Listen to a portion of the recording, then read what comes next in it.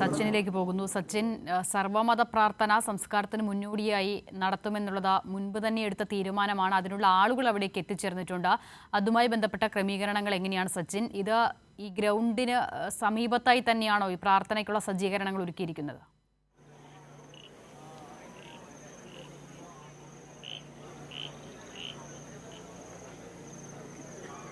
സച്ചിൻ,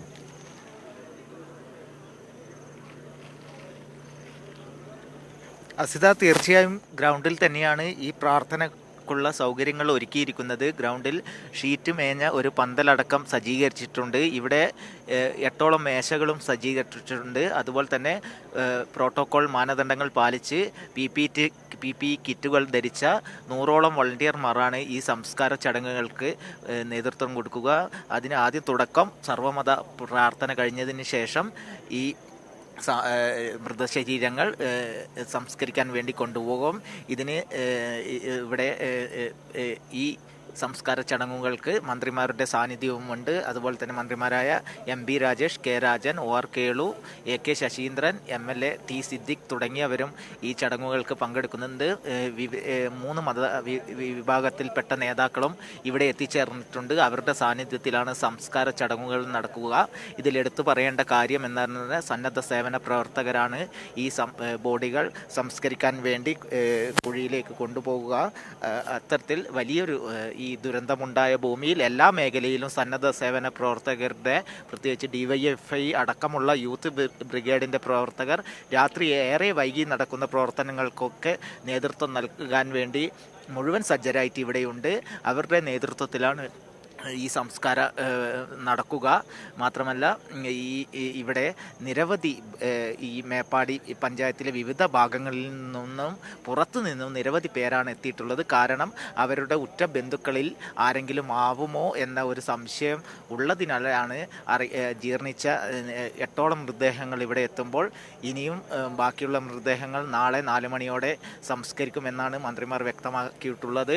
ഇന്ന് 9 മൃതദേഹങ്ങൾ സംസ്കരിക്കാനാണ് ആദ്യം തീരുമാനിച്ചതെങ്കിലും 9ാമത്തേത് ഇന്ന് ചാലിയാറിൽ നിന്ന് കണ്ടെത്തിയ മൃതദേഹമായിരുന്നു. അത് ജീർണാവസ്ഥയിലായിരുന്നു. എന്നാൽ അത് വൈകിട്ട് രാത്രി ഏറെ വൈകിയും ഐഡൻറ്റിഫൈ ചെയ്ത് അതിൻ്റെ അടിസ്ഥാനത്തിലാണ് ഇപ്പോൾ 8 മൃതദേഹങ്ങൾ തന്നെ സംസ്കരിക്കാൻ വേണ്ടി തീരുമാനിച്ചിരിക്കുന്നത്. സർക്കാർ കൃത്യമായ നിർദ്ദേശങ്ങൾ നൽകിയിരുന്നു. മൃതദേഹങ്ങൾ തിരിച്ചറിയാൻ സാധിക്കാത്ത മൃതദേഹങ്ങൾ സംസ്കരിക്കുന്നതുമായി ബന്ധപ്പെട്ടുകൊണ്ടുള്ള കൃത്യമായ നിർദ്ദേശം സർക്കാർ നൽകിയിരുന്നു. അതായത് ഇനി ഭാവിയിൽ മറ്റ് ആരോപണങ്ങളോ ആക്ഷേപങ്ങളോ ഒന്നും ഉണ്ടാകാതിരിക്കാൻ കൃത്യമായ DNA സാമ്പിൾ അടക്കം ശേഖരിച്ച് വെച്ചുകൊണ്ടാണ് ഇന്ന് ഈ സംസ്കാര ചടങ്ങുകൾ നേരം ഏറെ വൈകിയിട്ടും ഈ പുത്തുമലയിൽ നടക്കുന്നത്. പുത്തുമല കഴിഞ്ഞ 2019 ഉരുൾപൊട്ടലുണ്ടായ പുത്തുമലയുടെ ഹാരിസൺ ഭൂമിയിലെ 64 സെൻറ്റിലാണ് ഈ മൃതദേഹങ്ങൾ സംസ്കരിക്കുന്നത്. അതിൻ്റെ കാര്യങ്ങളൊക്കെ റവന്യൂ വകുപ്പിൻ്റെ നേതൃത്വത്തിൽ ചീഫ് സെക്രട്ടറിയുടെ സാന്നിധ്യത്തിൽ കാര്യങ്ങളൊക്കെ ചെയ്തതിന് ശേഷമാണ് ഈ സംസ്കാര ചടങ്ങുകൾക്കായുള്ള ക്രമീകരണങ്ങൾ ഈ പുത്തുമലയിൽ ഒരുക്കിയത്. തുടർന്ന് വൈകിട്ടോടുകൂടെ എല്ലാ ക്രമീകരണങ്ങളും CHSEയിൽ ഈ രാത്രിയോടുകൂടെ പൂർത്തീകരിച്ചു.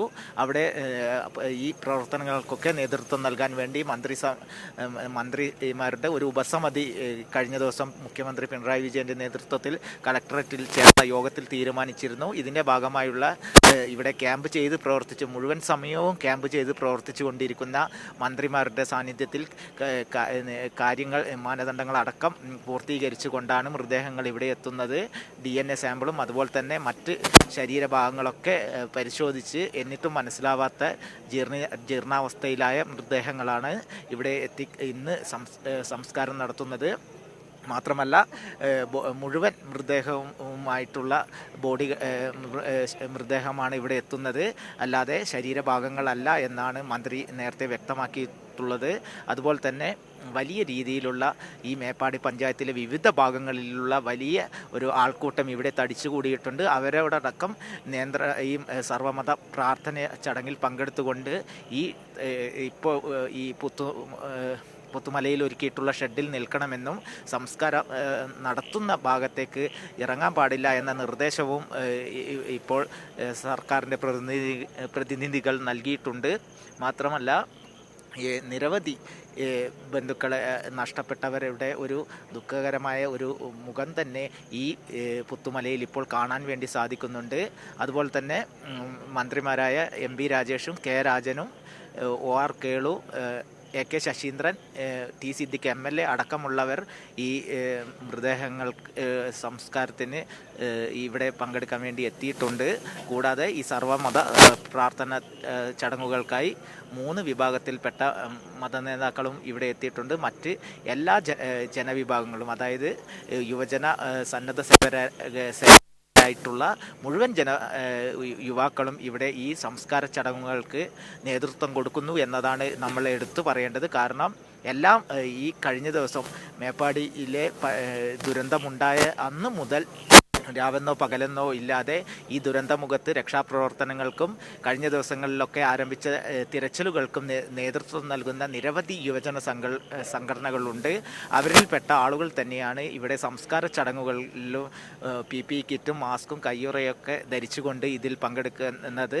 അവരായിരിക്കും മൃതദേഹം സംസ്കരിക്കുക. അല്ലാത്ത ആളുകളോട് ഈ മൃതദേഹം സംസ്കരിക്കുന്ന ഭാഗത്തേക്ക് ഇറങ്ങാൻ പാടില്ല എന്ന നിർദ്ദേശം നൽകിയിട്ടുണ്ട്. ഇപ്പോൾ ഇവിടെ സംസ്കാര ചടങ്ങ്, അതായത് മേപ്പാടി CHSയിൽ നിന്നും ബോഡികൾ ഇങ്ങോട്ടേക്ക് എത്തിക്കൊണ്ടിരിക്കുകയാണ്.